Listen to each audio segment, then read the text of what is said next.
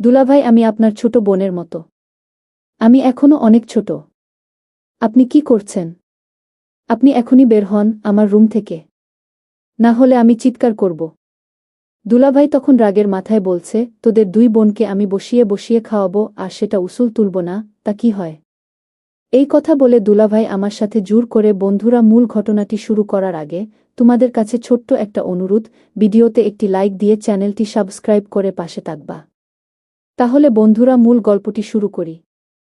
আমি কয়েকদিন ধরে খেয়াল করছি, মাঝরাতে আমার দুলাভাই আমার ঘরে আসেন। আমার বিছানার পাশ থেকে এসে ঘুরে ফিরে চলে যায়। আপুকে এখনো বলিনি বিষয়টা। কি কারণে আসে সেটা না বুঝে তো আর আপুকে বলা যায় না। আজকে রাতে আমি বিষয়টা আরও ভালোভাবে বুঝে দেখব।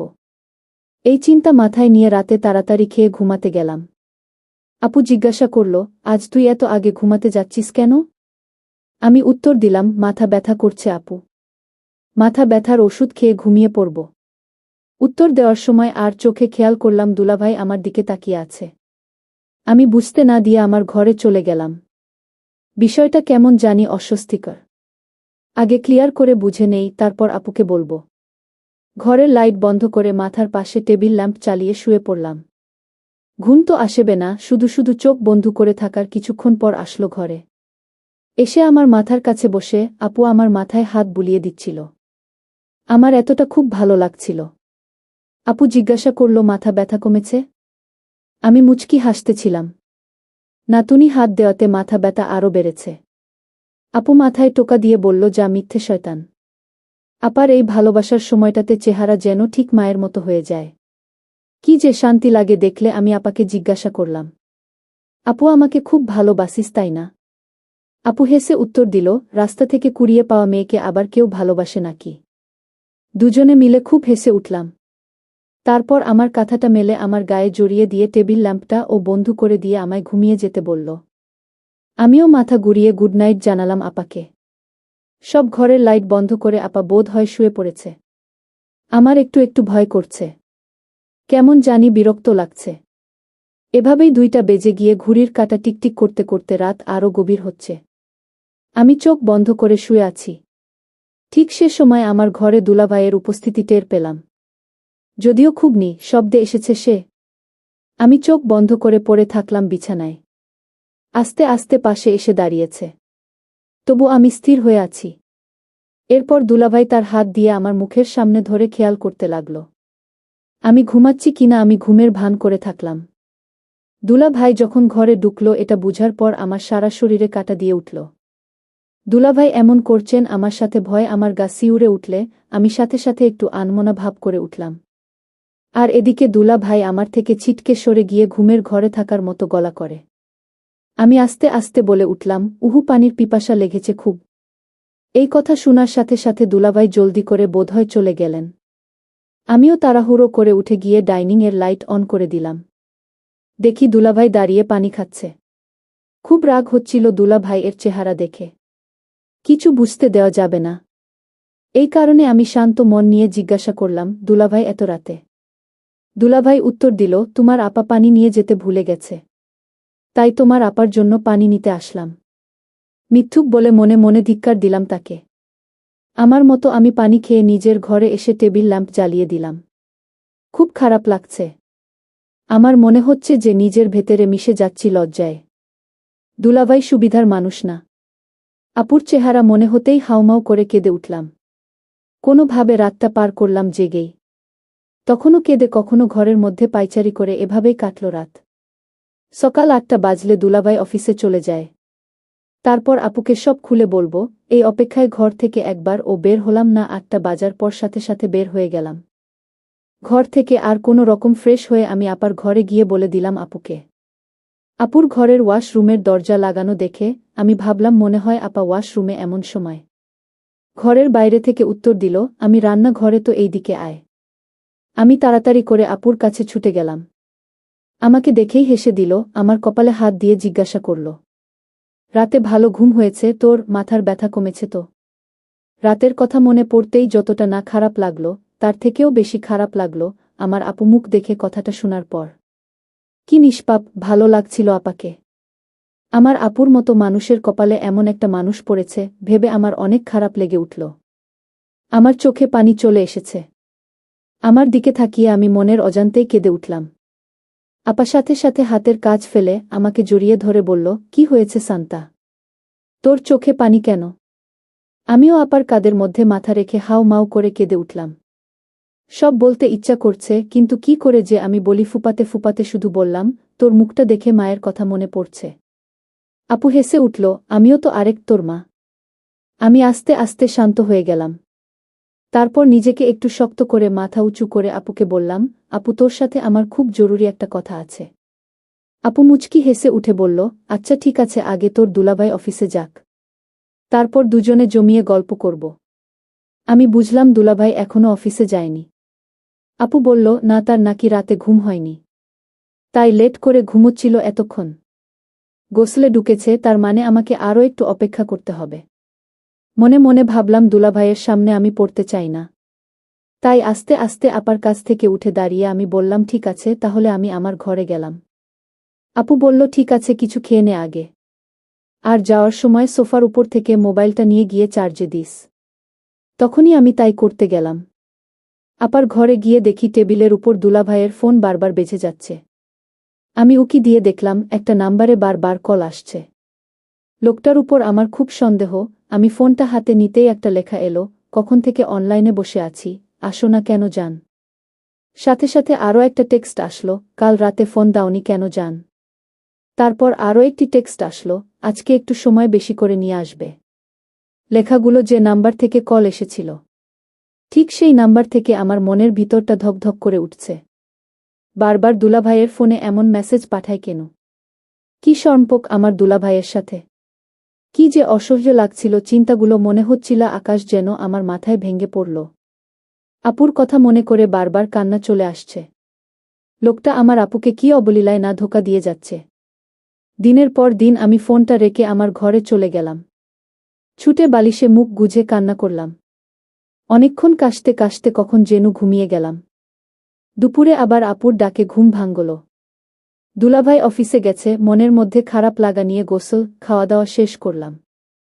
একে একে আপু বোধ হয় ভুলে গেছে। আপাকে কথা বলার বিষয়টা সব কাজ শেষ করে আপুর ঘরে গিয়ে বসলাম। আপু শুয়েছিল, আমি যাওয়াতে উঠে বসল। কিভাবে কথা শুরু করি এই ভাবতে ভাবতে আমি হুট করে বলা শুরু করলাম, একটা সত্যি কথা বলি আপু, দুলাভাই তোকে কেমন ভালোবাসে। যেমন ভালোবাসার তেমন ভালোবাসে। হেসে উঠে বল, কেন রে? হঠাৎ কোনো এই প্রশ্ন। কিছুক্ষণ চুপ করে, আচ্ছা আপু, তুই দুলাভাইকে কতটা বিশ্বাস করিস? এমনি চুপ করে গেলাম। তারপর আর কোনো কিছু না ভেবে আমি সরাসরি আপাকে বলতে লাগলাম, আমার মনে হয় দুলাভাই তোকে ঠকাচ্ছে। আজ সকালে আমি দুলাভাইয়ের ফোনে একটা নম্বর থেকে একটার পর একটা প্রেমের মেসেজ দিচ্ছে, দেখেছ? অনেকগুলো কল আসতে দেখেছি। আমি ঘুমের ঘরে ভয় পাই বলে রাতে দরজার ছিটকিনি না দিয়ে ঘুমাতে যাই। দুলাভাই কয়েক রাত আমার ঘরে এসেছে, এমনকি কালকেও। ঠিক যেন এক শ্বাসে বললাম। আমার চোখ মুখ যেন লাল হয়ে গিয়েছে, সাথে কান্নার পানি। আপুর দিকে তাকাতে সাহস পাচ্ছি না। অনেক কষ্টে মুখ উঁচু করলাম। আপুর চোখ আগুনের মতো লাল হয়ে আছে, সাথে পানি শ্বাস নেওয়ার মতো যে নড়ছে না। আমি আপুকে আপু বলে ডাকতেই আমার বাম গাল বরাবর একটা চড় লাগিয়ে দিল। আমি আপু বলে কাঁদছি। আপু কোনো উত্তর দিতে পারল না। এক সময় আপু জুড়ে একটা শ্বাস নিয়ে কেমন জানি আচ্ছা করে জোর কণ্ঠে বলে উঠল, মামা, বলে আবার চোখ বন্ধ করে ফেলল। আমার বুক ছিঁড়ে বের হলো সেই ডাক। লোকটা ছুটে এসে আবার হাত পা মালিশ করা শুরু করল। আমার নাম ধরে ডেকে তার কণ্ঠ কেমন জানি। আমার আপু চোখ খুলতে পারছে না। আপু অজ্ঞান হয়ে গেল। আমার চারপাশ কালো হয়ে এলো। আমার হাত পা অবশ হয়ে যাচ্ছে। ছোটবেলা থেকে মা মারা গিয়েছিল। আমাকে আপু তার হৃদয় আলগা করে রেখেছিল। কিন্তু আমার আপার যদি কিছু হয়, আমি কাকে নিয়ে বেঁচে থাকব? আমার শরীরের সমস্ত শক্তি পুড়িয়ে আসছিল। মনে মনে একটা কথাই বলেছিলাম, হুঁশ থাকা পরন্ত। আল্লাহ, আমার আপাকে সুস্থ করে দাও। আর যদি তাকে কেড়ে নিতে চাও, তাহলে আমাকে সাথে নিয়ে যাও। আপার সাথে আস্তে আস্তে চোখ বন্ধ করে আমার পাশেই বসে পড়লাম। আমি আমার হুঁশ ফিরতেই কে জানি আমাকে স্বপ্না স্বপ্না বলে ডাকছে। আমি কোনো রকম চোখ মেলে দেখি আমার মুখের দিকে তাকিয়ে আছে। পাশে শুয়ে হালকা হাসি মুখে তাকিয়ে আছে আপু। আমি খুশিতে চিৎকার করে উঠে আমাকে জড়িয়ে ধরে আপা বলল, তুই ঠিক আছিস তো? দুই বোন খেয়াল করলাম কেন বলছে এবার তোমাকে ছাড়া আমি তাকে আরেকটু দেখব। আমি ফিরে তাকিয়ে দেখি ডাক্তার আমাকে বলছে কথাগুলো, তার পাশে ওই লোকটা দাঁড়িয়ে আছে। আমি আপার কাছে থেকে একটু সরে বসলাম। ডাক্তার আপার দিকে ঝুঁকে আমাকে দেখতে থাকল। চোখ কিংবা ভালোভাবে দেখে একটু গম্ভীর হয়ে বলল, মানসিক চাপ শরীরের উপর খুব বেশি করে পড়েছে। এই অবস্থায় চললে খুব ক্ষতি হয়ে যাবে। নিজের দিকে খুব বেশি করে খেয়াল করবেন। ঘুমের প্রয়োজন খুব বেশি, যে ওষুধগুলো দিচ্ছি এগুলো নিয়মিত খাবেন আর অবশ্যই 1 সপ্তাহ পরে আমাকে দেখাবেন। আপু মাথা নাড়াল। তারপর ডাক্তার হাসি মুখে আমার দিকে তাকিয়ে বলল, এই যে আমার ছোট বোন আপার দিকে অনেক বেশি খেয়াল রাখতে হবে। কিন্তু আমিও সজোরে মাথা নাড়িয়ে বললাম, খুব খেয়াল রাখব। এখান থেকে আমার আপু শুনে ডাক্তার উঠে দাঁড়াল। প্রেসক্রিপশন লিখে দুলাভাই এর হাত ধরিয়ে দিয়ে ওষুধগুলো নিয়ে বুঝিয়ে দিল। আর বলল, সবার মানসিক চাপ থেকে তোমার স্ত্রীকে বাইরে রাখতে হবে। সে মাথা নাড়াল আর ডাক্তারের পিছু পিছু গেল। ওষুধ কিনে আনতে আবার ফোন বেজে উঠল। আব্বা ফোন করছে, আমি ধরলাম। আব্বা ইশারা করল আব্বাকে যেন কিছু না বলি। আমিও মেনে নিলাম। খুব সুন্দর করে আব্বার সাথে কথা বলছিলাম। এক সময় আবার প্রশ্ন করে, কতদিন তোদের দেখি না মা, বাড়ি আসবি কবে? আমি আনমনে বলে ফেললাম, মনে করো কাল ঘুম থেকে উঠেই আমাদের কে দেখবে? চোখের সামনে আব্বা হেসে উঠল। আমি আব্বাকে বললাম, আচ্ছা আব্বা, আমি আপার চোখের সামনে থাকি, আমাদের রাখবে তো? আব্বা আবার হেসে উঠে কেমন জানি মায়া করে বলে উঠল, রাখবো তো, আমার এই ঘরটাই তো তোমাদের। সারা জীবন রেখে দিব আমার 2 নয়নয়ের মণিদের। আব্বার কথা শুনে আমার চোখে পানি চলে এলো। ফোনটা হাসি মুখে রেখে আপুর সাথে শুয়ে থাকলাম আর বললাম, আমি তো খুব খেয়াল রাখব, আপুর কিছু হতে দিব না। তারপর আপু যখন সুস্থ হয়ে উঠল, তখন আপু আমার সমস্ত কথা শুনে বলল, তোর সাথে তোর দুলাভাই কি করতে চাই সেটা আমি হাতে নাতে ধরতে চাই। আমি আপুকে বললাম, তাহলে আপু তুমি আজ যখন দুলাভাই বাড়িতে আসবে তখন তুমি রাতে ঘুমিও না, ঘুমের ভান ধরে থাকবে, আর আমার ঘরের দরজাটা আমি আজ লক করব না, খোলা থাকবে, আমিও ঘুমের ভান করে থাকব। তারপর দুলাভাই যখন অফিস থেকে বাড়ি ফিরল এবং খাওয়া দাওয়া সেরে দুলাভাই যখন আপার ঘরে শুয়ে পড়ল, আমি আপুকে বললাম, তাহলে আজ আমি ঘুমাতে যাই, তুমি কিন্তু লক্ষ্য করবে দুলাভাই রাতে কি করে। ঠিক আছে সান্তা, তুই জাগিয়ে ঘুমা, আমি আজ তোর দুলাভাইয়ের আসল চরিত্রটা ধরে ফেলব। তারপর রাত যখন গভীর হল, দুলাভাই আস্তে আস্তে বোনের বিছানা থেকে উঠে পড়ল। তারপর ধীরে ধীরে আমার রুমের দরজার কাছে এলো। দরজাটা ধাক্কা দিয়ে খুলে ফেলল। আমি তখনও ঘুমের ভান করে শুয়ে রইলাম। তারপর দুলাভাই আস্তে আস্তে আমার বিছানায় এসে বসল। তারপর আমার কাপড়টা সরিয়ে দিল। আপু দুলাভাইয়ের পিছু পিছু ছিল।